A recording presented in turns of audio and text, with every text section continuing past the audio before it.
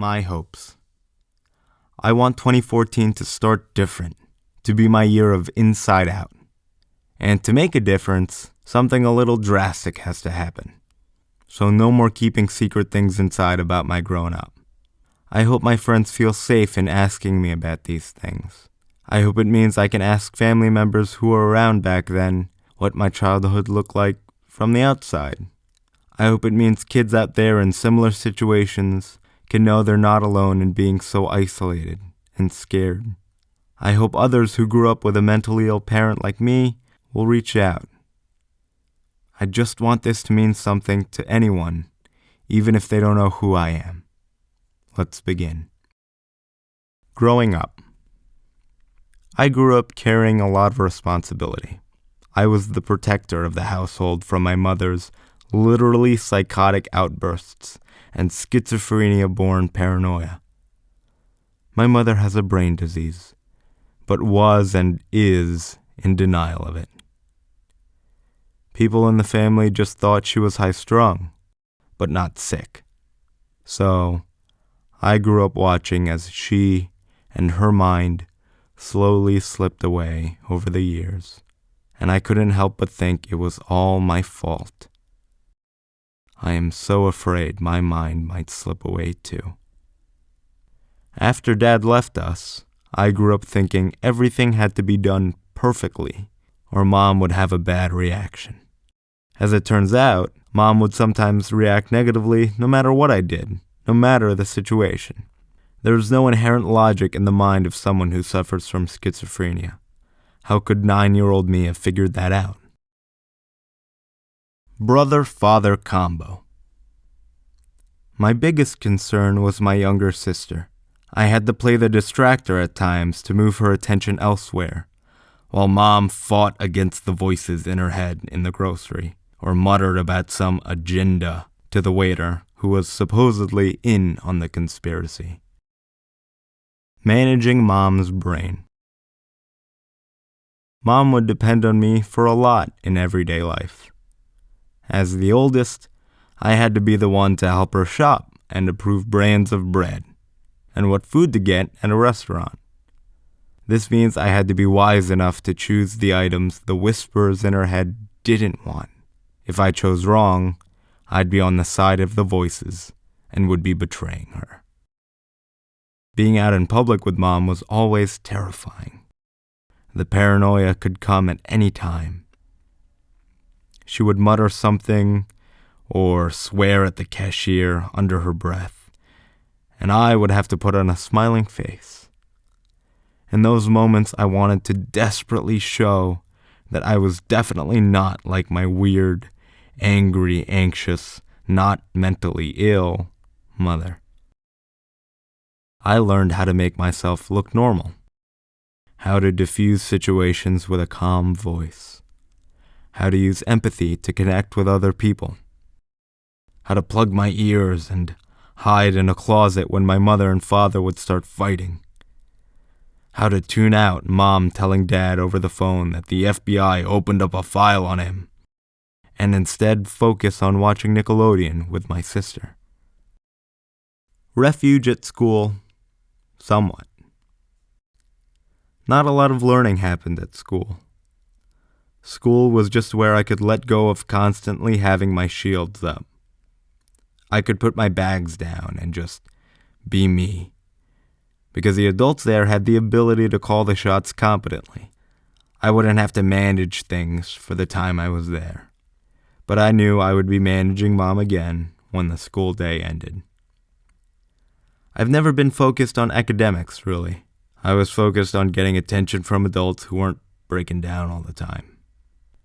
That meant doing well for teachers, not for learning's sake, but to be seen by a healthy adult. One that didn't need me to discern between the CIA-marked sodas and the ones we could buy. I hate the holidays. None of these tactics really worked during the holidays with Mom's side of the family. They were also at a loss of what to do. Mental illness is unseen, but that only means it fucking hurts more. It makes my aunts and uncles and cousins and my sister and me cry into our Thanksgiving dinners.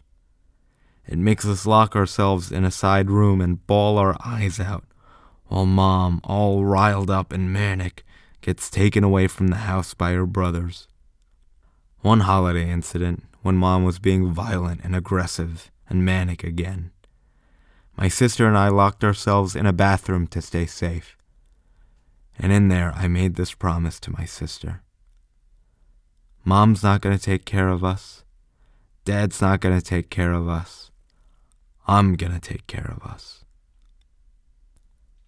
When people ask me if I have a mom or about my mother, the truthful answer is that I lost my mother a long time ago, when I was very young, to a stupid disease.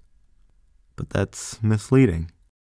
She's alive somewhere, just trapped in her head. And the shame and guilt of shoving her away haunts me.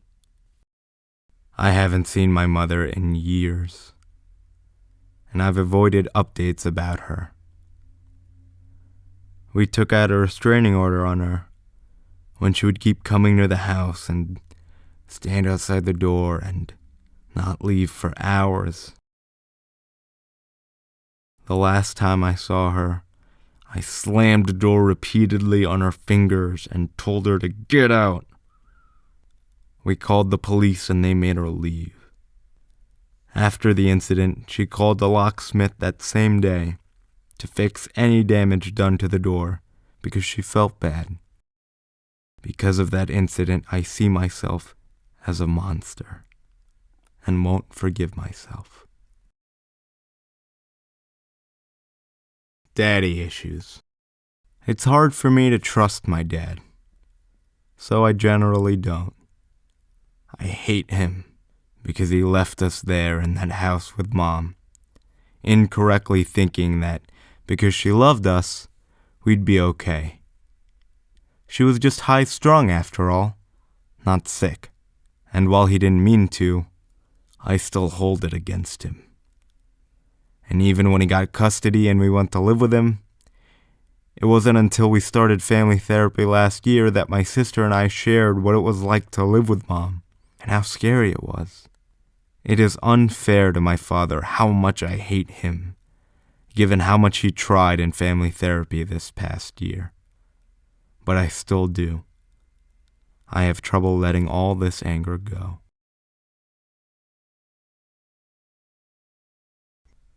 Positivity and perspective. People say I'm smiley and cheery. It's a skill. I needed this skill to gloss over the anger and sadness I didn't even know I was feeling.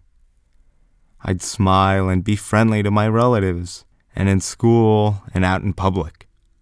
I'd yell and grab people's attention by being a ham, because I'd gotten good at keeping others' attention away from Mom's breakdowns and back on to me. In 2013, I learned what real cheeriness, real happiness is, and my smiling face isn't just a put-on anymore. I just know what it's like to live in fear and sadness and hatred every day, and can now appreciate when I'm really feeling good. It wasn't until this past July that I learned exactly how scared and how sad I was growing up. How I was made to carry adult-sized responsibilities for too long, too young. A small boy cannot be in charge of an undiagnosed woman that is descending into madness. But through learning meditation and going to family therapy together, and learning about schizophrenia and the years of individual therapy, I now really understand how depressed I was and still get sometimes. But that just makes feeling happy so much better when it does happen. Understanding the depth of the fear and being aware of the sadness just complements my happiness. In 2013, I've learned that real happiness comes with understanding. It doesn't come from having a car, not from a new gadget, Not from eating steaks or from masturbating. Not from getting high or from having a six-pack. It doesn't come from getting laid or from kissing a pretty girl. Not from a bachelor's degree. And definitely not from getting drunk. You can buy those things, but you have to do the work to get real understanding and to find out what it is that makes you happy. What I want. I want to spend 2014 bringing people together. I want to use the skills I had to learn growing up and make a life out of them. A big goal is to earn $1,000 this year through voice acting gigs. I've got 51 weeks left to do it, and I'm scared to fail. Not for 2014, but for the future, I want to find a lady who can take care of herself. I'm done with carrying all of someone else's anxieties. Give me someone who's confident that they have their literal and figurative shit together and who understands themselves. I want a family that knows and understands what my sister and I went through. I selfishly want credit for the hard work I did protecting and raising us.